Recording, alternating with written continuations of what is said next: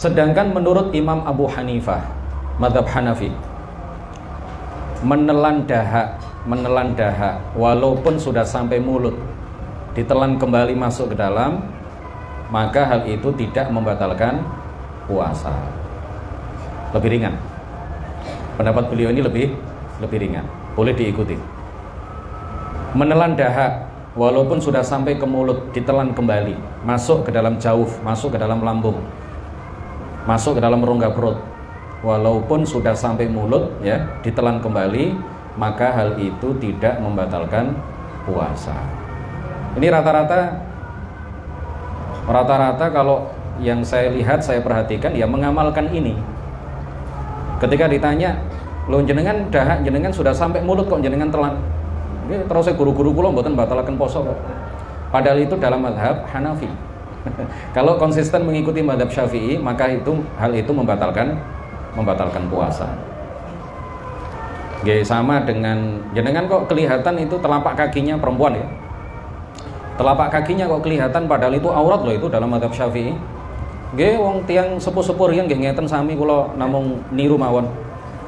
Kalau dalam mazhab Syafi'i itu aurat yang wajib ditutup, ya. Kalau mengikuti mazhab Hanafi bukan aurat. Makanya tidak wajib ditutup. Berarti jenengan ini secara tidak langsung sudah mempraktekkan mazhab Hanafi. Tanpa sadar sudah mempraktekkan mazhab Hanafi dalam masalah menutup aurat. Kalau ikut mazhab Syafi'i, keras itu mazhab Syafi'i, ya. Telapak kaki itu masuk bagian aurat bagi perempuan yang wajib ditutup. Menelan air ludah yang sudah bercampur dengan asap rokok yang dihisap sebelum masuk waktu sholat subuh. Sebelum sholat subuh, rokokan, belum sempat kumur-kumur, sudah masuk waktu sholat subuh. Ditelan sebelum kumur-kumur, ditelan.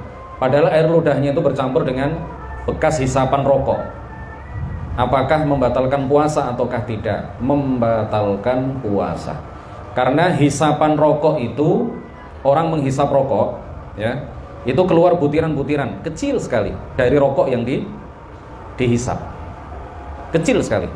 Dan itu masuk, ketika ditelan masuk ke dalam jauf, ke dalam lambung, maka itu membatalkan puasa. Jadi kalau rokokan sebelum masuk waktu sholat subuh, begitu masuk waktu sholat subuh, langsung dihentikan rokokannya, kemudian apa? Kumur sampai hilang butiran-butiran yang ada di mulut bekas hisapan rokok itu.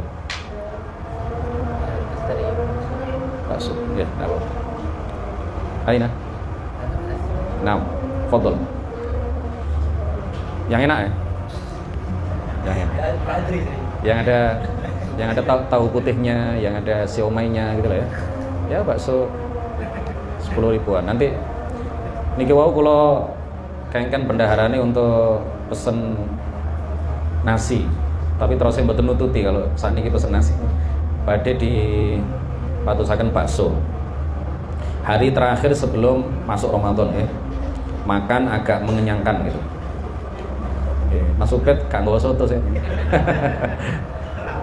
Rawon.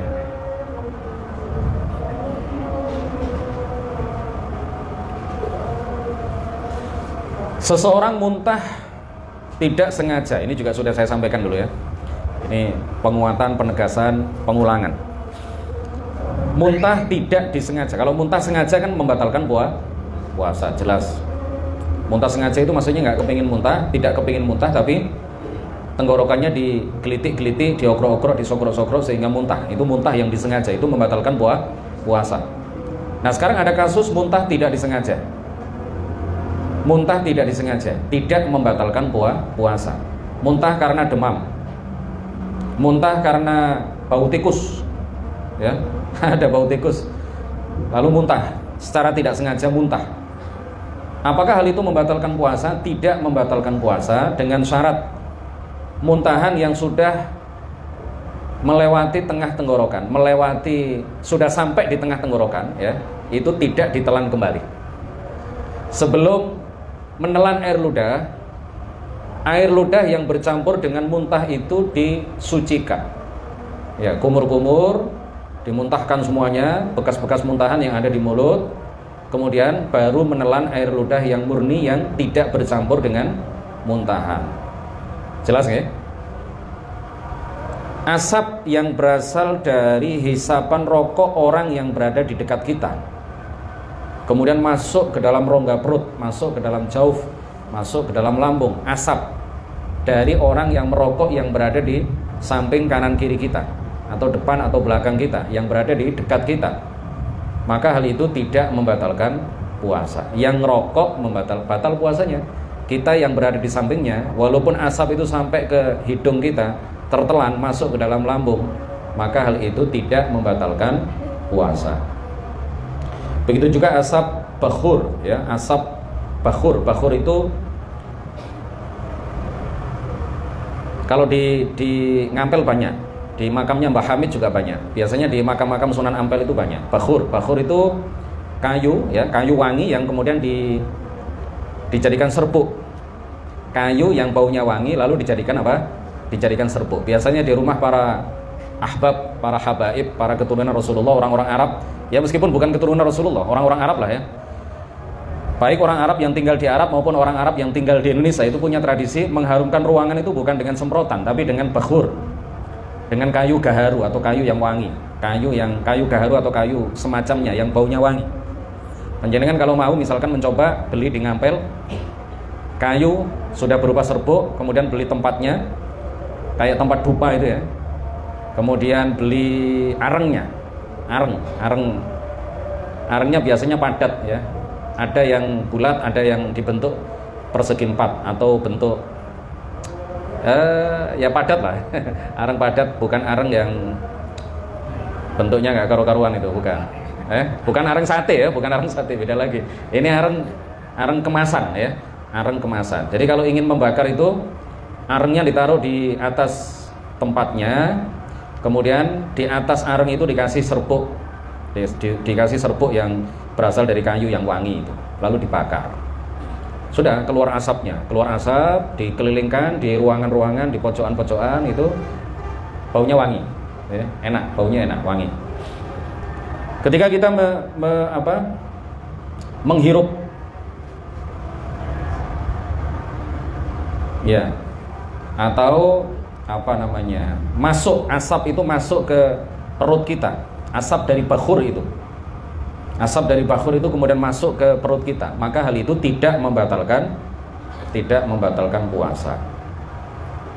Mencium aroma minyak wangi tadi sudah ya. Masalah rokok sudah. Apalagi ini? Memasukkan obat lewat lubang kelamin. Lubang kelamin itu termasuk jauf, ya. Lubang kelamin itu bahasa Arabnya apa? Ihlil. Ihlil. Lubang kelamin itu ihlil. Itu kalau dimasuki cairan, memasukkan cairan ke dalam lambung atau memasukkan cairan ke dalam tubuh melalui ihlil, melalui lubang kelamin, maka hal itu membatalkan puasa. Karena lubang kelamin itu termasuk manfaat maftuh, termasuk lubang yang terbuka. Begitu juga lewat dubur, lubang dubur, maka itu membatalkan puasa. Vaksin yang dimasukkan melalui kulit tidak membatalkan puasa. Infus, memasukkan cairan melalui kulit, melalui urat, melalui otot, itu juga tidak membatalkan puasa. Karena masuknya cairan ke dalam tubuh tidak melalui lubang yang terbuka. Suntik juga begitu, sama. Suntik pegelinu melalui pantat, misalkan kulit pantat, maka hal itu tidak membatalkan puasa.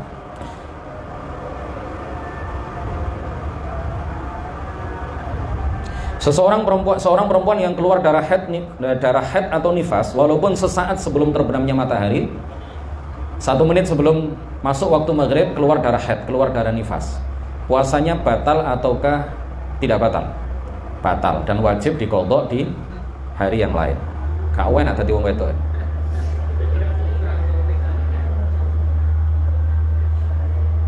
Mencium istri bagi orang yang sedang berpuasa, apakah membatalkan puasa?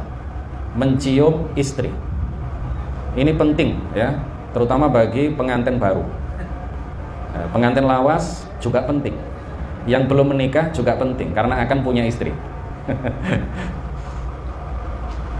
Apa hukumnya mencium istri di siang hari bulan Ramadan? Panjenengan ingin pendapat yang ringan atau pendapat yang berat? Pendapat yang ringan begini, dirinci. Jika tidak membangkitkan syahwat, boleh.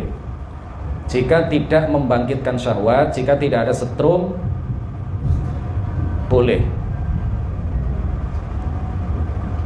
Pengantin lawas itu mungkin setrumnya kan sudah tekanannya itu udah rendah ya, tekanan rendah, daya rendah. Itu mungkin nggak bangkit syahwatnya ya, karena ingin ini aja, pamit deh aku jangan budal kerja gitu, karena sudah terbiasa mencium istrinya sebelum, bukan hanya cium tangan tapi cium pipi kanan, cium pipi kiri misalkan. Jika tidak ada syahwat sama sekali maka boleh, tidak makruh, tidak dosa, tidak haram, tidak membatalkan puasa, boleh. Jika syahwat, ini pengantin baru ini mungkin ya, tekanan dayanya masih tinggi-tingginya, daya syahwatnya masih meledak-ledak. Satu hari setelah akad masuk Ramadan belum sempat bulan madu, sudah masuk bulan Ramadan. Jika diiringi dengan syahwat, jika ciumannya itu membangkitkan syahwat, maka hukumnya makruh. Hukumnya apa? Makruh, tidak haram, makruh. Jika khawatir keluar mani, haram. Jika khawatir keluar mani, haram. Jika betul-betul keluar mani, membatalkan puasa. Saya ulang, mencium istri di siang hari bulan Ramadan, jika tidak ada syahwat sama sekali, boleh. Jika disertai dengan syahwat, makruh. Jika khawatir keluar mani, tapi tidak keluar mani, haram, tetapi tidak membatalkan puasa. Jika keluar mani, maka membatalkan puasa. Jelas ya?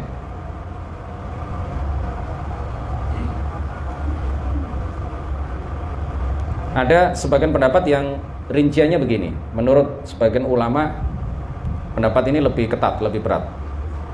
Jika membangkitkan syahwat, makruh. Jika syahwat, makruh. Pendapat yang pertama tadi apa? Jika syahwat. Pendapat yang pertama tadi apa? Sebentar. Pendapat yang kedua ini lebih ketat. Jika tidak membangkitkan syahwat, makruh. Tadi pendapat yang pertama apa? Bukan, makruh. Ya, jika syahwat, makruh pendapat yang pertama. Pendapat yang pertama, jika tidak ada syahwat, boleh. Jika syahwat, makruh. Jika khawatir keluar mani, haram. Jika betul-betul keluar mani, batal. Ini pendapat yang ringan. Pendapat yang lebih ketat, yang lebih berat, jika tidak ada syahwat, makruh. Artinya sebaiknya jangan, hindari, jaga jarak. Mas Ubed, jaga jarak. Nanti aja, tunggu masuk waktu maghrib, Mas Ubed. Tunggu malam hari ya, siang hari jaga jarak. Jika tidak ada syahwat, makruh. Ini pendapat yang kedua. Jika syahwat, haram. Jika syahwat, haram. Kan lebih ketat ini. Tapi jika tidak keluar mani, syahwat tapi tidak keluar mani, haram tapi tidak batal puasanya. Syahwat lalu keluar mani, maka membatalkan puasa. Jangan ikut pendapat yang pertama apa pendapat yang kedua. Terserah ya, sama-sama mazhab Syafi'i. Sama-sama mazhab Syafi'i.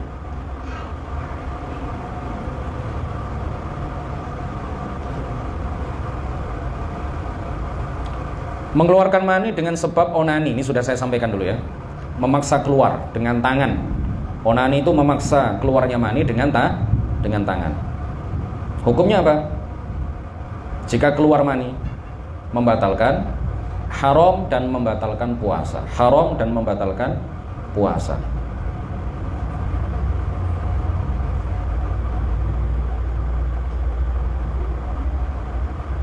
Baik tangannya sendiri atau pinjam tangan orang lain, haram, nggak boleh.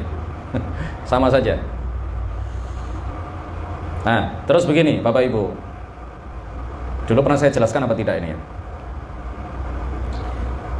Kalau di malam hari kan ini apa namanya, nggak ada kaitannya dengan puasa Ramadan ya. Onani dengan tangan istri, ini karena dijelaskan oleh para ulama, saya jelaskan biar tidak ada kesalahpahaman. mengeluarkan mani dengan tangan istri itu hukumnya boleh. Kalau mengeluarkan mani dengan tangan sendiri tidak boleh. Jadi onani boleh itu hanya dengan menggunakan tangan istri, atau kalau zaman dulu dengan tangan budak perempuannya. Ya, mengeluarkan mani, onani, istrinya sedang haid, kemudian ya pengantin baru lah masuk bed ya, kemudian pinjam tangan istri untuk dilakukan onani sampai keluar mani, maka hal itu tidak haram, boleh. Ini saya jelaskan kenapa. Pertama, karena dijelaskan oleh para ulama bahwa itu boleh. Yang kedua, karena ada ceramah dari Mama Dede disiarkan di TV nasional. Ketika ditanya, onani dengan tangan istri itu boleh apa tidak? Mama Dede dengan tegas menjawab, haram, nggak boleh, haram. Itu menyalahi ajaran para ulama. Apa yang disampaikan Mama Dede itu jelas salah. Karena kitabnya jelas menyatakan boleh. Paham ya? Jelas ya? Boleh. Tapi dengan tangan sendiri nggak boleh. Betul Pak Bibit ya? Dengan tangan istri boleh. Oke. Tapi kalau di siang hari bulan Ramadan nggak boleh. Dengan tangan sendiri, dengan tangan orang lain, dengan tangan istri nggak boleh. Tetap nggak boleh. Ya, membatalkan puasa.